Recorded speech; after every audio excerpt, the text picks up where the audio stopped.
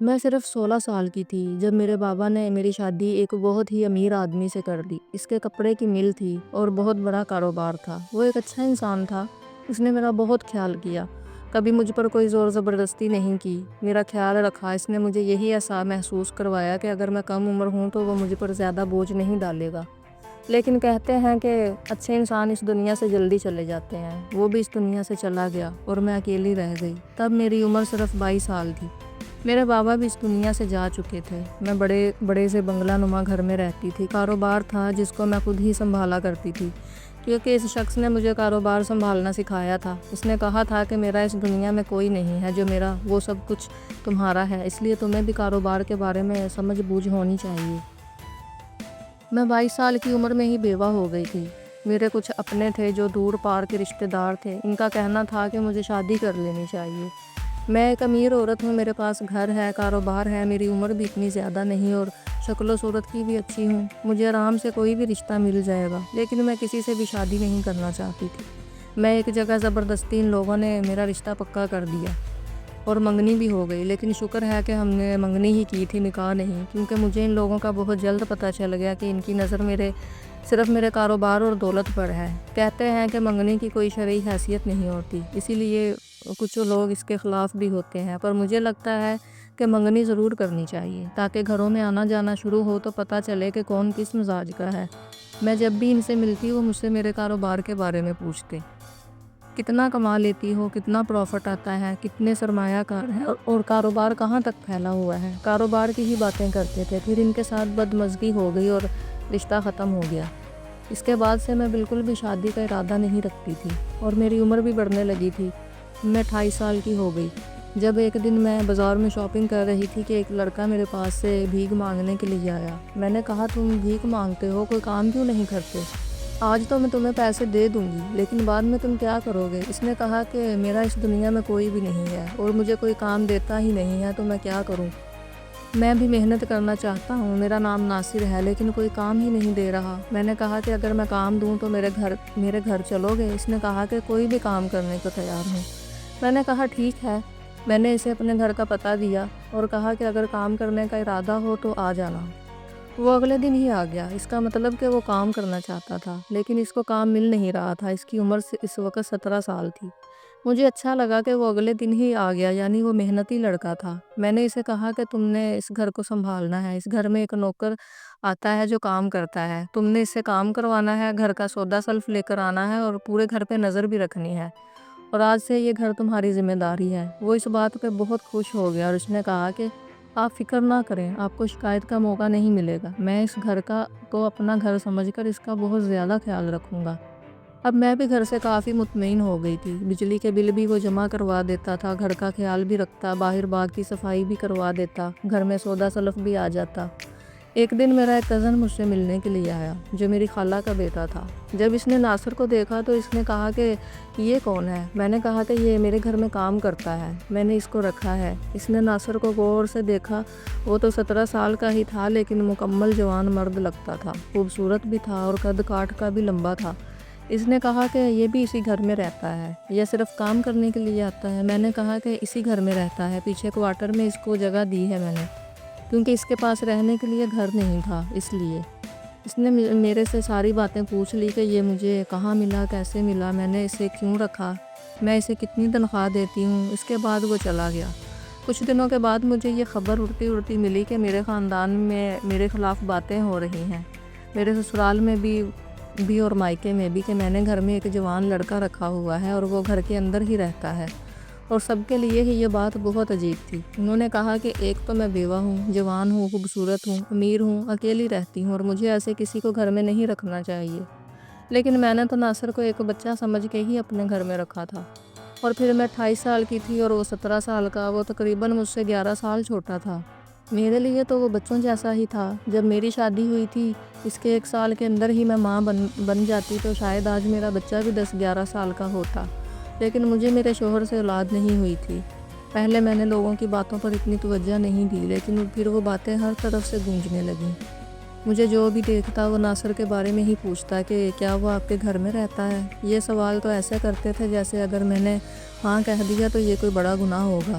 ناصر کو بھی ان باتوں کے بارے میں پتہ چل گیا۔ اس نے کہا کہ میں آپ کے لیے کسی مصیبت کا باعث نہیں بننا چاہتا ہوں، میں یہاں سے چلا جاؤں گا، کہیں اور رہ لیا کروں گا، صرف کام کرنے کے لیے 1-2 گھنٹے کے لیے آ جاؤں گا۔ میں نے اسے کہا کہ کوئی ضرورت نہیں ہے، دنیا والے تو باتیں کرتے ہی ہیں، یہ تب تک باتیں کرتے ہیں جب تک انسان مر نہیں جاتا، اس کے بعد بھی نہیں بخشتے۔ ہمیں اپنے طور طریقے اور اپنی زندگی کو بدلنے کی کوئی ضرورت نہیں ہے۔ لیکن اسی دن میری طبیعت بہت زیادہ خراب ہو گئی تھی، اتنی زیادہ خراب کہ میں بستر پر ہی پڑ گئی۔ ڈاکٹر کے پاس گئی تو ڈاکٹر نے کہا کہ میرے گردے میں بری طرح سے خراب ہو چکے ہیں اور شاید میرا آپریشن بھی کرنا پڑے۔ 1-2 ہفتے کے اندر ہی میری طبیعت اتنی بری ہو گئی کہ میں بستر سے خود اٹھ بھی نہیں پاتی تھی، مجھے کسی کے سہارے کی ضرورت ہوتی تھی، اور میرا خیال کرنے والا کون تھا سوائے ناصر کے؟ وہی میرے لیے دوائیاں لے کر آتا تھا، مجھے ڈاکٹر کے پاس لے جاتا، آدھی رات کو میری طبیعت خراب ہوتی تو میرے پاس بیٹھا رہتا۔ میرے گردے میں بہت زیادہ درد ہوتا تھا، مجھے درد کے مارے الٹیاں آنے لگتی تھیں، میری طبیعت حد سے زیادہ خراب ہوتی چلی جا رہی تھی۔ میرے وہ سارے رشتہ دار جو باتیں کرنے میں تو سب سے آگے تھے، لیکن ان میں سے کوئی بھی اس قابل نہ تھا کہ آ کر میرا خیال کرتا یا 1-2 دن میرے ساتھ گزارتا، مجھے تسلی دیتا یا آدھے گھنٹے کے لیے آ کر یہی پوچھ لیتا کہ میری طبیعت کیسی ہے۔ وہ ابھی بھی باتیں ہی کر رہے تھے، لیکن ایک دن دروازے پر دستک ہوئی تو دیکھ کر میں حیران رہ گئی کہ میرے ماموں مجھ سے ملنے کے لیے آئے تھے۔ میرے ماموں میرے باپ کی جگہ تھے جو باہر کے ملک میں ہوتے تھے، اور وہ پورے 8 سال کے بعد واپس آئے تھے۔ میں ان کو دیکھ کر بہت خوش ہو گئی اور ان سے باتیں کرنے لگی۔ انہوں نے کہا کہ مجھے تمہارے بارے میں کچھ پتہ چلا ہے، تو میں نے سوچا بھی نہیں تھا کہ تمہارے بارے میں ایسی باتیں سننے کو ملیں گی۔ میں نے ان کو سب کچھ بتا دیا۔ وہ ناصر سے بھی ملے اور انہوں نے دیکھا بھی کہ ناصر کیا کر رہا تھا کیا نہیں، کیونکہ وہ میرے گھر پر ہی رکے تھے۔ میں نے کہا کہ ماموں دیکھ لیں، یہ تو بچہ ہے، گھر کو سنبھالتا ہے، اور لوگ کیا کہہ رہے ہیں۔ میرے ماموں نے کہا کہ دیکھو لوگ ایسے ہی باتیں کرتے رہتے ہیں، تمہیں کام کیوں نہیں کرتی، تم اسی کے ساتھ شادی کیوں نہیں کر لیتی۔ میں نے کہا کہ آپ یہ کیا کہہ رہے ہیں۔ انہوں نے کہا کہ میری پوری بات تو سنو، دیکھو تم خود ہی کہہ رہی ہو کہ یہ وفادار ہے، تمہارا خیال رکھتا ہے، نیک دل ہے، اچھا انسان ہے، تم اس کے ساتھ شادی کر لو تو سب کے منہ بند ہو جائیں گے۔ میں نے کہا کہ منہ بند نہیں ہوں گے، بلکہ وہ کہیں گے کہ جو ہمارا اندازہ تھا وہ سچ نکلا، اس کا واقعی اس لڑکے کے ساتھ کوئی تعلق تھا، تبھی تو اس کے ساتھ شادی کر لی۔ میرے ماموں نے کہا کہ کچھ دن باتیں کریں گے، اس کے بعد بھول جائیں گے، لیکن تمہیں ایک اچھا ہمسفر مل جائے گا۔ میں نے کہا کہ وہ عمر میں مجھ سے بہت چھوٹا ہے۔ میرے ماموں نے کہا کہ عورت بھی تو اپنے سے بڑے مرد کے ساتھ شادی کر لیتی ہے، تو پھر مرد اپنے سے بڑی عورت سے شادی کیوں نہیں کر سکتا؟ اور مجھے نہیں لگتا کہ ناصر کو کوئی مسئلہ ہوگا، لیکن میں بالکل بھی ناصر سے شادی نہیں کرنا چاہتی تھی۔ میرے ماموں نے میرے ساتھ بحث کرنی شروع کر دی تو میں خاموش ہو گئی۔ انہوں نے کہا کہ تم فکر نہیں کرو، میں اس سے بات کر لوں گا، مجھے یقین ہے کہ وہ فوراً مان جائے گا۔ میں تم دونوں کی شادی کروا کے ہی جاؤں گا تاکہ مجھے بھی تمہاری فکر نہ رہے اور لوگوں کی زبانیں بھی بند ہو جائیں گی۔ میں نے کہا کہ ایسا نہیں کریں، آپ آئے ہیں اس گھر کو اپنا گھر سمجھیں، آرام سے رہیں، لیکن مجھے میرے حال پہ چھوڑ دیں۔ میں ناصر سے شادی نہیں کرنا چاہتی ہوں، بالکل بھی نہیں، میں ایسا کرنے کے بارے میں سوچ بھی نہیں سکتی۔ لیکن پھر ماموں نے بنا مجھ سے پوچھے، مجھ سے مشورہ کیے، ناصر سے یہ بات کر ڈالی۔ وہ بھی کھانے کے ٹیبل پر جب وہ کھانا رکھ رہا تھا تو میرے ماموں نے کہا کہ تم بھی ہمارے ساتھ بیٹھ جاؤ۔ میں نے ناصر کو کبھی نوکر کی طرح ٹریٹ نہیں کیا تھا، وہ بھی اس گھر میں جہاں چاہتا وہاں بیٹھ کر کھانا کھاتا اور جہاں چاہتا وہاں بیٹھ سکتا تھا، ٹی وی دیکھ سکتا تھا، میں نے کبھی اسے نہیں روکا تھا۔ وہ بھی بیٹھ گیا اور ماموں نے یہ بات کر دی، وہ بھی میرے سامنے۔ بری طرح سے شرمندہ ہوئی تھی میں تو اس کی طرف دیکھ ہی نہیں پا رہی تھی۔ وہ کیا سوچتا ہوگا کہ اب میں اسے اس لیے اپنے گھر میں لے کر آئی تھی، کیا میں نے خود اس پہ نظر رکھی ہوئی تھی یا میں نے ہی اپنے ماموں کو کہا تھا کہ اس کے ساتھ میرا نکاح کروا دیں۔ اس نے بھی سر جھکا لیا اور کوئی جواب نہیں دیا، نہ ہاں میں اور نہ ہی نہ میں۔ میں نے ماموں کو کہا بس 1-2 دن تک انتظامات کرتے ہیں اور تم دونوں کا نکاح کروا دیتے ہیں۔ اس نے اس بات پر بھی کوئی جواب نہیں دیا، وہ خاموش ہو گیا۔ مجھے اس کی خاموشی کچھ عجیب لگ رہی تھی۔ میرے ماموں ایک دن اپنے کسی رشتہ دار سے ملنے کے لیے گئے تو ناصر میرے پاس آیا، اس کے ہاتھ میں ایک چھوٹی سی تصویر تھی۔ اس نے وہ تصویر میرے سامنے رکھ دی، اسی لڑکی کی تصویر تھی جو اس کی عمر کی تھی۔ اس نے کہا کہ بی بی جی آپ بہت اچھی ہیں، آپ نے مجھے سڑک سے اٹھا کر اپنے پیروں پہ کھڑا ہونا سکھایا، مجھے نوکری دی، مجھے اس قابل بنایا کہ مجھے کسی سے بھیک نہ مانگنی پڑے، بلکہ میں اپنے ہاتھ سے محنت کر کے کماؤں۔ آپ نے ہمیشہ مجھے میری محنت سے زیادہ ہی اجرت دی ہے، میرے لیے آپ میری محسن ہے، آپ نے میرا بہت خیال کیا ہے۔ پر یہ لڑکی دیکھ رہی ہیں، یہ میری کزن ہے جسے میں بہت محبت کرتا ہوں، پر انہوں نے مجھے رشتہ نہیں دیا کیونکہ ہم لوگ بہت غریب تھے۔ پھر میری ماں بھی اس دنیا سے چلی گئی اور میرے گھر پہ میرے چاچو نے قبضہ کر لیا۔ تب میں بہت چھوٹا تھا، انہوں نے مجھے گھر سے نکال دیا۔ اس کے بعد سے میری یہ حالت ہو گئی کہ میں سڑکوں پہ بھیک مانگنے لگا۔ پر اس لڑکی کو بچپن سے محبت کرتا ہوں اور ابھی بھی سوچتا ہوں کہ کچھ پیسے جمع کر لوں تاکہ اس کے لیے ایک گھر بنا سکوں جہاں پر میں اس کے ساتھ رہوں۔ آپ کے ماموں نے جو بھی بات کی وہ ان کی مرضی تھی، میں اچھی طرح جانتا ہوں، لیکن آپ سے یہی کہنے آیا ہوں کہ آپ ان کو سمجھائیں کہ وہ ایسی بات نہیں کریں۔ وہ بڑے تھے، میں ان کے منہ پر انکار نہیں کرنا چاہتا تھا۔ کوئی ایسی بات نہیں کرنا چاہتا تھا جس پر وہ یہ سوچیں کہ اس نوکر کی تو اتنی لمبی زبان ہے، اسی لیے آپ سے کہہ رہا ہوں۔ میں نے اس کی یہ بات سن لی اور میں نے اسے کہا کہ جو ماموں چاہتے ہیں میں ایسا کبھی نہیں کچھ ہونے دوں گی، تو فکر نہیں کرو۔ وہ شکریہ بول کر وہاں سے چلا گیا اور میرے ماموں بھی ایک ہفتے کے بعد چلے گئے۔ میں نے ان کو صاف صاف کہہ دیا کہ میں شادی نہیں کرنا چاہتی۔ وہ مجھ سے قدرے ناراض ہو گئے کیونکہ وہ میرے گھر سے تو چلے گئے تھے لیکن ابھی واپس نہیں گئے تھے، وہ کسی اور رشتہ دار کے گھر پہ رہنے لگے۔ مجھے اس بات سے بہت دکھ پہنچا تھا، ایک وہی میرے اپنے تھے اور وہی مجھے یوں چھوڑ کر چلے گئے۔ ناراض ہو گئے کیونکہ میں نے ان کی بات نہیں مانی، ان کی بات کا مان نہیں رکھا، لیکن جو میں نہیں کر سکتی تھی وہ میں کیسے کر لیتی؟ اور یہی جانتے ہوئے کہ ناصر کسی اور سے محبت کرتا تھا، میں ایسا سوچ بھی نہیں سکتی تھی، اور بہت اچھا انسان تھا۔ اس جیسے لوگ اس دنیا میں کم ہوتے ہیں۔ اس کے اندر وفا تھی، وہ ایک نوکر تھا اور نوکر کے طور پر وفادار تھا۔ اگر ایک شوہر ہوتا تو بے شک شوہر کے طور پر بھی وفادار ہی ہوتا۔ کہتے ہیں کہ اس دنیا میں دولت سے آپ سب کچھ خرید سکتے ہیں، محبت بھی۔ جی ہاں، آپ کسی کی ساری خواہشات پوری کرتے ہیں، اس کے لیے گھر بنائیں، گاڑی بنائیں، اس کو اپنے ساتھ اس کی پسند کی جگہوں پر لے جائیں، اس کا خیال کریں، اس سے جڑے لوگوں کو نوازشیں، تو شاید اس انسان کو آپ سے محبت بھی ہو جائے۔ لیکن وفا کبھی بھی خریدی نہیں جا سکتی، یہ آپ کے نصیب میں ہوتی ہے تو آپ کو ملتی رہتی ہے، اگر نہیں ہو تو کبھی نہیں ملتی۔ میں چاہتی تو خود غرض ہو سکتی تھی، بیمار تھی، اکیلی تھی، ماں باپ نے ایک فیصلہ کر کے میری زندگی کو شروع سے ہی خراب کر دیا تھا۔ کم عمری میں بڑی عمر کے مرد سے میری شادی کروا دی، مجھ پر بےدگی کا دھبا لگ گیا۔ چھوٹی سی عمر میں اتنے بڑے کاروبار کو سنبھالنے لگی، یہ سب کچھ آسان نہیں تھا، مجھے دنیا وقت سے پہلے ہی دکھائی دے گئی تھی۔ ایک دن میں نے ناصر کو کہا کہ وہ جس لڑکی سے شادی کرنا چاہتا ہے اس کے گھر میں جاؤں گی اور اس کے لیے اس کا ہاتھ مانگوں گی۔ میں اس لڑکی کو کہوں گی کہ تمہارے پاس سب کچھ ہے، اسی لیے وہ تم سے شادی کر لے۔ اب مجھے ایسا لگنے لگا تھا کہ اگر میں نے ناصر کی خواہش پوری کر دی تو مجھے سکون مل جائے گا، میرے اندر جو خلا ہے وہ پور ہو جائے گا۔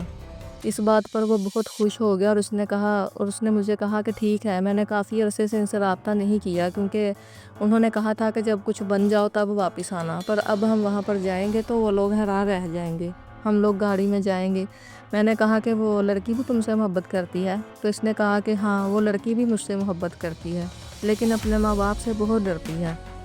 ہم لوگ ان کے گھر کی طرف روانہ ہو گئے، ہم ایک ہی گاڑی میں جا رہے تھے۔ وہ لڑکی ضرور حیران رہ جاتی جب ناصر کو گاڑی سے نکلتے ہوئے دیکھتی۔ میں نے ناصر کو اپنے شوہر کے کپڑے بھی دیے اور اسے کہا کہ وہ اچھے سے تیار ہو جائے، اور وہ واقعی بہت خوبصورت لگ رہا تھا، ایسے لگ رہا تھا کہ کوئی بہت امیر آدمی ہے۔ میرا شوہر امیر تو بہت تھا لیکن شکل و صورت سے کوئی کریانے کی دکان والا لگتا تھا، لیکن ناصر جو گھر کا کام کرنے والا نوکر تھا، اچھے کپڑے پہن کر سچ مچ مالک ہی لگ رہا تھا۔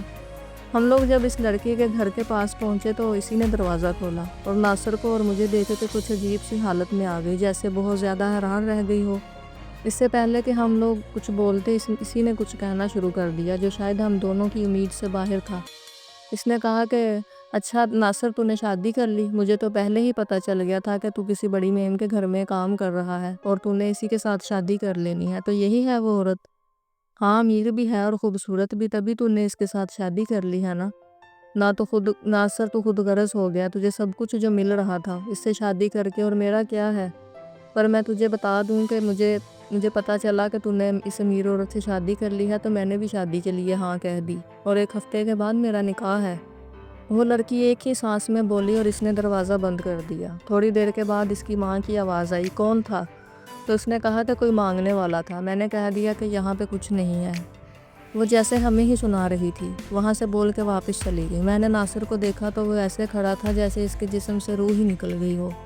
میں نے کہا کہ تم ٹھیک ہو؟ اس نے کہا ہاں ٹھیک ہوں، چلیں واپس چلتے ہیں۔ لیکن واپسی پر وہ گاڑی اس طرح چلا رہا تھا جیسے وہ وہاں پر موجود ہی نہیں ہے۔ اس کے بعد سے وہ چپ چپ اور خاموش رہنے لگا، نہ کسی سے زیادہ بات کرتا۔ اس نے مجھے جتنا بھی بتایا تھا اس سے یہی اندازہ ہوا تھا کہ اس لڑکی سے وہ بہت زیادہ محبت کرتا تھا، اتنی محبت کہ اس کے لیے کچھ بننا چاہتا تھا، محنت کرنا چاہتا تھا اور ساری زندگی اس کے ساتھ گزارنا چاہتا تھا، پر اس نے اس پر ذرا بھی بھروسہ نہیں کیا۔ اور کہتے ہیں کہ جس رشتے میں بھروسہ نہیں ہوتا وہ رشتہ کھوکھلا ہوتا ہے۔